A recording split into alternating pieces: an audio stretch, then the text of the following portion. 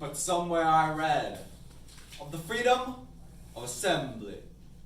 Somewhere I read of the freedom of speech. Somewhere I read that the greatness of America is the right to protest for right. These words were spoken by Dr. Martin Luther King Jr. in a speech, "I Have Been to the Mountaintop," delivered in Memphis, Tennessee on April 3rd, 1968. In this speech, Dr. King clearly shows how he accepts his mission and role in God's history.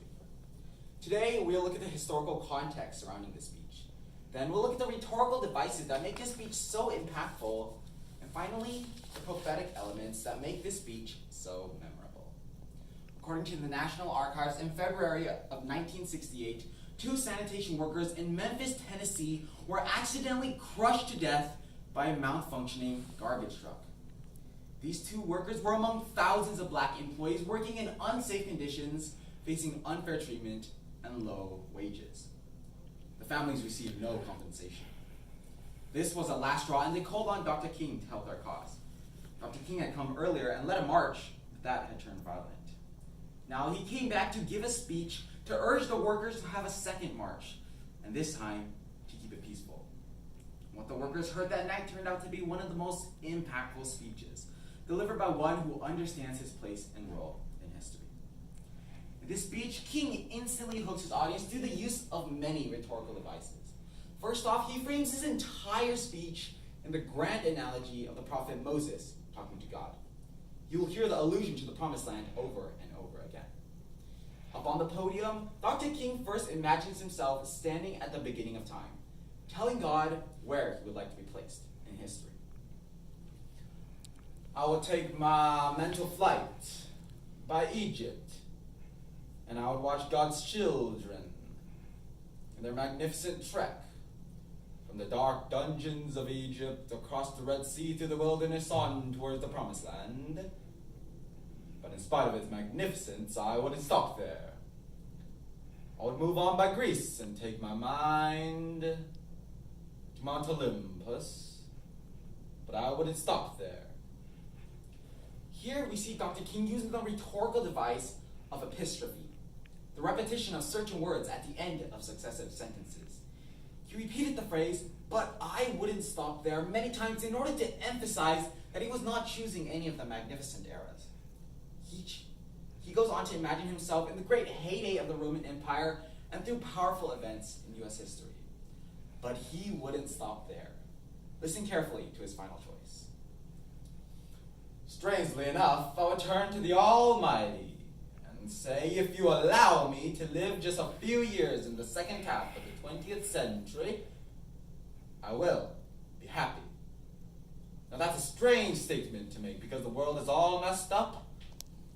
The nation is sick. Trouble is in the land, confusion all around. That's a strange statement. He chose to be exactly where he was. In a world that he said was all messed up. A world where people were being treated unfairly. Now by this time, Dr. King was already a well-known civil rights leader, and in this speech, it was clear that he had already accepted his role of speaking against injustice. After all, he had already delivered his famous "I Have a Dream" speech 5 years earlier. But not only was he trying to speak against injustice, he was also trying to make living better for the poor. Listen to his use of antithesis, putting 2 opposing ideas side by side, the real and the ideal, next to each other. It's all right to talk about long white robes over yonder, but ultimately, people want some suits and dresses and shoes to wear down here. It's all right to talk about streets flowing with milk and honey, but God has commanded us to be concerned about our children who can't eat 3 square meals a day.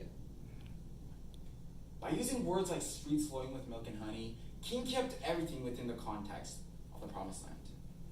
Did Dr. King think he would be entering the Promised Land? Did he think he would be able to see the fruit of his labor? I don't think he was certain, but one thing he was certain beyond doubt was that one day his people would make it there. Dr. King's speech was not only impactful because of the many rhetorical devices he used, but also because of the prophetic elements. Closing his speech, Dr. King recalled his near-fatal stabbing 10 years earlier, but he was thankful that God God spared his life and let him take part in many of the events that happened afterwards. Events such as the student sit-ins in 1960 and the March in Washington, where he talked about his dream. His speech then turned prophetic as he imagined himself standing at the mountaintop, looking over as if knowing he would not be crossing. So I don't know what will happen now. We've got some difficult days ahead. But it don't really matter with me now, because I've been to the mountaintop. And I don't mind like anybody. I would like to live a long life. Longevity has its place. But I'm not concerned about that now. I just want to do God's will. And he's allowed me to go up to the mountain. And I've looked over. And I've seen the promised land. And I may not get there with you. But I want you to know tonight that we as a people will get to the promised land. And so I'm happy tonight. I'm not worried about anything. I'm not fearing any man. Mine eyes have seen the glory of the coming of the Lord. Less than 24 hours later, Dr. King was shot and killed on the balcony of the Lorraine Motel. Dr. King started off his speech imagining the promised land. He ended it with, I've seen the promised land. The land where little children will one day live in a nation where they will not be judged by the color of their skin, but by the content of their character. Just like Moses, he would not be entering the promised land. He could see it in his mind. This was a man who trusted that the Almighty was the one directing his life, the one who set the number of his days. The second march went on as scheduled, led by his widow. It was peaceful, silent, and also served as Dr. King's memorial march. His death led to the passing of the Civil Rights Act of 1968, something he had fought for during his lifetime. Our roles and callings may not seem as grand as Dr. King's, but our time and place are set by God for his purposes. We are living in a messed up world, a world full of injustice, misinformation, censorship. Confusion is all around. And just like in Dr. King's time, our freedoms are in jeopardy. Yet despite all of this, Dr. King inspired us to just do God's will, to not worry about anything, to not fear any man. Last year, when my family visited the site where Dr. King was shot, we saw written on a plaque this verse from the book of Genesis.